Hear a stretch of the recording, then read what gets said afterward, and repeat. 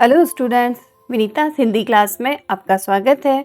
आज हम इस वीडियो में क्षितिज का अंतिम पाठ संस्कृति का सारांश पढ़ेंगे। यहाँ लेखक ने सभ्यता और संस्कृति में अंतर को समझाया है। तो आइए पढ़ते हैं इसके बारे में आगे सारांश में। Let's study parts are of संस्कृति।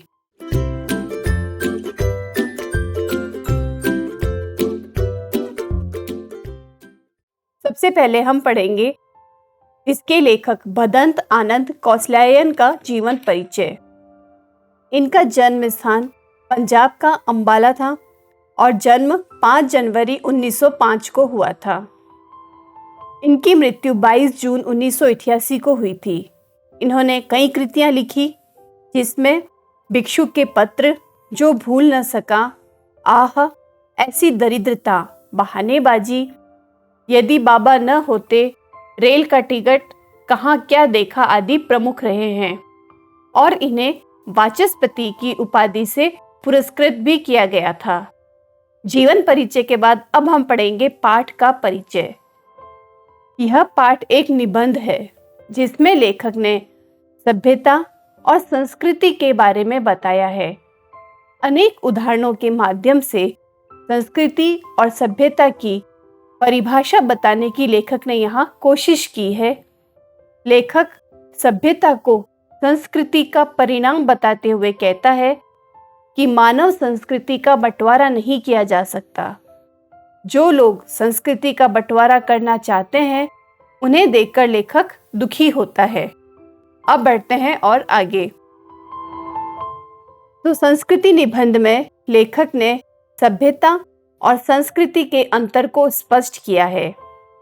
लेखक के अनुसार संस्कृति और सभ्यता ये दो ऐसे शब्द हैं जिनका प्रयोग दैनिक जीवन में बहुत होता है, परंतु इनके अर्थ बहुत कम समझ में आते हैं। तो सभ्यता क्या होती है और संस्कृति क्या होती है, लेखक इसके बारे में आगे बता रहे हैं। और जब इनके आगे अनेक विशेषण जैसे भौतिक सभ्यता और आध्यात्मिक सभ्यता लग जाते हैं, तो इनका जो थोड़ा बहुत अर्थ समझ में आता है वह भी गलत सलत हो जाता है।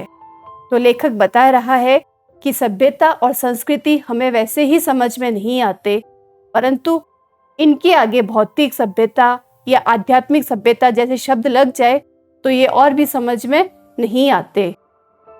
इन शब्दों को समझने के लिए लेखक ने 2 उदाहरण दिए हैं। पहला उदाहरण दिया है अग्नि का।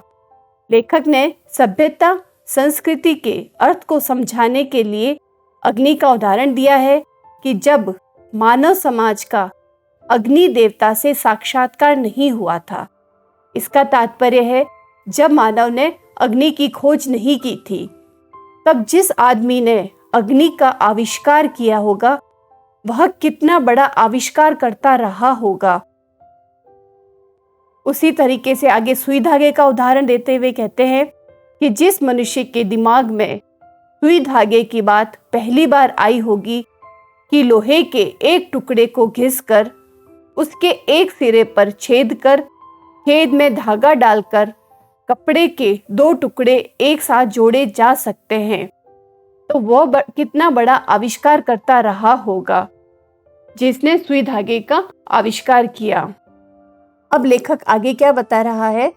लेखक बता रहा है हमें संस्कृति और सभ्यता के बारे में कि संस्कृति क्या होती है और सभ्यता क्या होती है। तो जिस योग्यता, प्रवृत्ति से तात्पर्य स्वभाव, तो जिस योग्यता, स्वभाव या प्रेरणा के बल पर आग और सुई धागे का आविष्कार हुआ, वह व्यक्ति विशेष की संस्कृति है। तो जो आविष्कार होता है वह संस्कृति होती है और जो ये आविष्कार करता है वह संस्कृत मानव कहलाता है।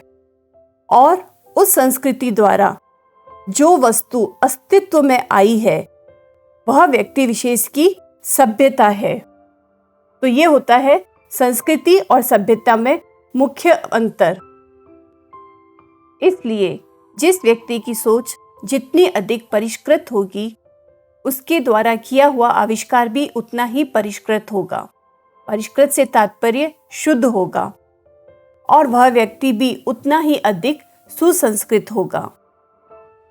एक सुसंस्कृत व्यक्ति किसी चीज की अगर खोज करता है तो वह चीज संतान को या अगली पीढ़ी को अनायास ही प्राप्त हो जाती है, बिना प्रयास के ही प्राप्त हो जाती है। यहाँ संतान अपने पिता की तरह सभ्य भले ही बन जाए, किंतु वह पिता की तरह सुसंस्कृत नहीं बन सकता।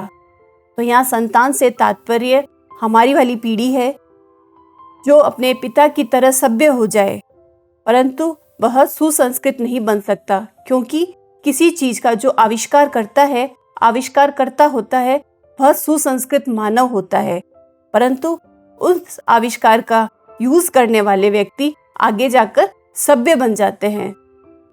इसके आगे लेकर बताता है कि जैसे न्यूटन एक संस्कृत मानव था, उसने गुरुत्वाकर्षण के सिद्धांत का आविष्कार किया। आज उस सिद्धांत से भौतिक विज्ञान के सभी विद्यार्थी परिचित ही नहीं, अपितु और भी अनेक बातों का ज्ञान रखते हैं। तो ऐसे विद्यार्थियों को न्यूटन की अपेक्षा अधिक सभ्य भले ही कह सकते हैं, परंतु न्यूटन जितना संस्कृत नहीं कह सकते। संस्कृत उन्हें इसलिए नहीं कहा जाता क्योंकि उनके अंदर इतनी बौद्धिक क्षमता नहीं है कि वे किसी अन्य सिद्धांत का आविष्कार कर सके। वो कार्य न्यूटन ने किया, इसलिए न्यूटन संस्कृत है, परंतु न्यूटन के इस आविष्कार को उन्होंने आगे बढ़ाया, तो इसलिए वे सभ्य है। आग के आविष्कार के पीछे पेट को भरने की प्रेरणा रही होगी। उसी प्रकार सुई धागे के आविष्कार के पीछे शीतोष्ण से बचने, शीतोष्ण से तात्पर्य सर्दी और गर्मी से बचने और अपने शरीर को सजाने की प्रेरणा प्रमुख रही होगी। लेखक का मानना है कि यदि किसी व्यक्ति का पेट भरा हुआ है और तन पर कपड़े भी है, तो वह रात में आकाश में तारों को देखकर निठल्ला नहीं बैठ सकता। तो यहाँ संस्कृति के बारे में आगे बताते हुए लेखक कह रहा है कि ये तो भौतिक वस्तुओं के कारण संस्कृति का आविष्कार हुआ। आगे आता है मानसिक जिज्ञासा के कारण। इस प्रकार का व्यक्ति से मतलब कि जिसका पेट भी भरा हुआ है और जिसके तन पर कपड़े हैं, मतलब भौतिक आवश्यकताएं उसकी पूरी हो चुकी है, और वैसा व्यक्ति तारों के रहस्य को जानने के लिए प्रयास करेगा, तो इस प्रकार का व्यक्ति संस्कृत व्यक्ति होगा। अतः संस्कृति का जनक वही है जो भौतिक कारणों से नहीं, अपितु अपने अंदर की सहज जिज्ञासा के कारण ज्ञान की प्राप्ति करता है। संस्कृति का दूसरा हिस्सा हमें ऐसे ही मनुष्यों से भी मिला है, जो अपने मुंह की ओर ले जाते हुए कौर को दूसरों के मुंह में डाल देते हैं। रोगी बच्चे को गोद में लिए हुए सारी रात माँ बैठी रहती है। लेखक बताता है कि संस्कृति एक तो हो गई थिंग्स इन्वेंशन, किसी चीज का आविष्कार करना, और दूसरा नॉलेज के बारे में अगर आपको किसी का नया ज्ञान देते हैं, नया तथ्य देते हैं, तो वह भी एक संस्कृति है। अब तीसरी तरह संस्कृति का लेखक ने क्या बताया है कि जो दूसरों के लिए कल्याण के लिए सर्वस्व न्यौछावर कर देते हैं, अपना सब कुछ त्याग देते हैं, अपने मुंह का कौर भी दूसरों के मुंह में डाल देते हैं।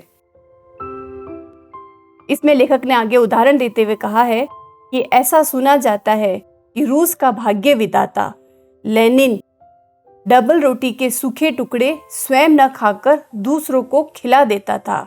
संसार के मजदूरों को सुखी देखने के लिए कार्ल मार्क्स ने अपना सारा जीवन दुख में बिता दिया था।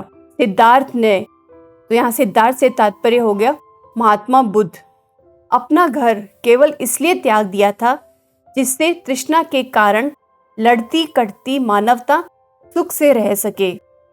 तो सिद्धार्थ, जिसे हम महात्मा बुद्ध के नाम से जानते हैं, उन्होंने रोहिणी नदी के जल के बंटवारे के लिए विवाद हुआ था, जो कि शाक्य और कौल्य राज्य के मध्य युद्ध का रूप ले रहा था। इसे रोकने के लिए बुद्ध ने देश छोड़ दिया था, परिणाम स्वरूप युद्ध टल गया था।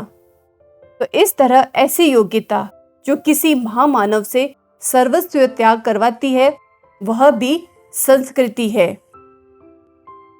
अब संस्कृति का परिणाम है सभ्यता। संस्कृति के बारे में हमने जाना कि संस्कृति क्या होती है।